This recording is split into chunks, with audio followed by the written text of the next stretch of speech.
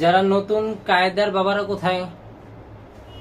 কায়দার বাবাদের তো মাখরাজ দেওয়া হয় নাই, সবার দেওয়া হয় নাই। হ্যাঁ, আর মাখরাজ পড়ার জন্য একটা কি আছে, সুর আছে। মাখরাজ পড়ার জন্য একটা তাল আছে, সেই তালের সাথে যদি পড়া হয় তাহলে মাখরাজটা কিন্তু ইজিলি হয়ে যায়। ছোটবেলা অবশ্যই তোমরা কবিতা পড়েছো, এখনো তোমরা কবিতা পড়ছো। যারা 1 2 3 4 5 6 7 8 পড়তেছো, কবিতা আছে। তো বইয়ের মধ্যে কবিতা থাকলে কবিতা কেমনে পড়ে? কবিতার যে একটা স্টাইল আছে ঠিক তেমনি হবে মাখরাজেরও এরকম একটা স্টাইল আছে। এই মাখরাজের স্টাইল অনুযায়ী যদি পড়া হয় তাহলে মাখরাজটা বেশি দিন লাস্টিং করবে, বেশি দিন থাকবে। আচ্ছা, মাখরাজের যে সুরটা আছে সুরটা ধরায় দিই। আমার সাথে সাথে পড়া লাগবে না, আমি শুধু বলে যাব? আচ্ছা, আমি বলে যাই আগে, হ্যাঁ, তারপর সবাইকে জিজ্ঞাসা করা হবে এই সুর ধরতে পারো কিনা। মাখরাজ হরফ উচ্চারণের স্থানকে মাখরাজ বলে। আরবি হরফ 29টি, মাখরাজ 17টি। 1 নাম্বার মাখরাজ হলকের শুরু হইতে হামজা হা। 2 নাম্বার মাখরাজ হলকের মধ্যখান হইতে আইন হা। 3 নাম্বার মাখরাজ হলকের শেষ ভাগ হইতে গইন খ।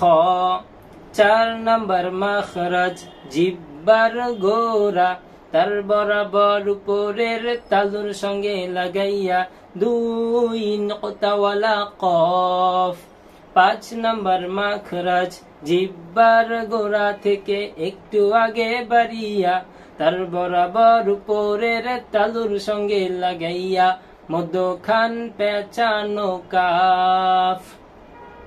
6 নাম্বার মাখরাজ জিহ্বার মধ্যখান তার বরাবর উপরের তালুর সঙ্গে লাগাইয়া জিম শিন ইয়া।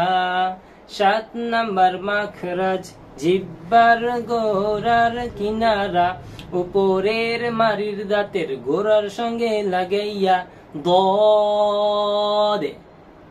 8 নাম্বার মাখরাজ জিহ্বার আগার কিনারা সামনের উপরের 2 দাঁতের গোড়ার সঙ্গে লাগাইয়া লাম।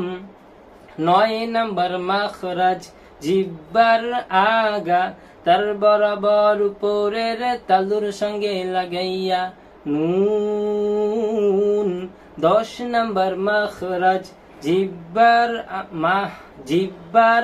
আগার উল্টা পিঠ, বইতে ভুলতেও আছে, জিহ্বার আগার উল্টা পিঠ উপরের মারির দাঁতের গোড়ার সঙ্গে লাগাইয়া র।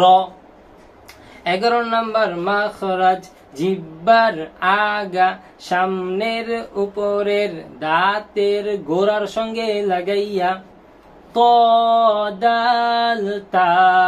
12 নাম্বার মাখরাজ জিহ্বার আগা সামনের নিচের 2 দাঁতের আগার সঙ্গে লাগাইয়া সদ সিন জা।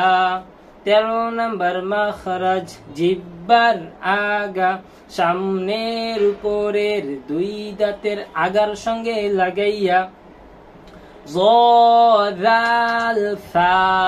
14 নাম্বার মাখরাজ নিচের ঠোঁটের পেট সামনের উপরের 2 দাঁতের আগার সঙ্গে লাগাইয়া ফা।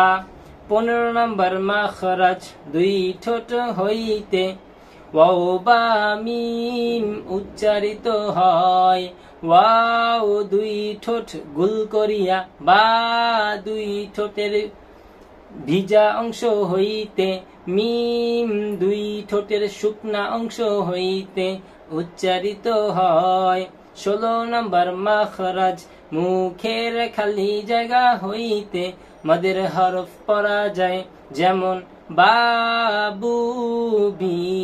17 নাম্বার মাখরাজ নাকের বাসি হইতে গুন্নাহ উচ্চারিত হয়, যেমন ইন্না আন্না। আচ্ছা, এটা হলো মাখরাজ পড়ার একটা সুর, তাল। এইভাবে যদি আমরা আমাদের মাখরাজটা পড়ি তাহলে মাখরাজটা মনে থাকবে, বেশি দিন মনে থাকবে ইনশাআল্লাহ। তাহলে তোমাদের কাজ হলো মাখরাজটা এইভাবে শেখা। যারা শিখছে, যারা বলতে পারছে তারাও এইভাবে বলবে। বলার সিস্টেমটা এইভাবে হলে সবচাইতে সুন্দর হয়, সবচাইতে মুখস্থ বেশি থাকবে ইনশাআল্লাহ। আচ্ছা, এক এক করে সবার কাছ থেকে শুনি।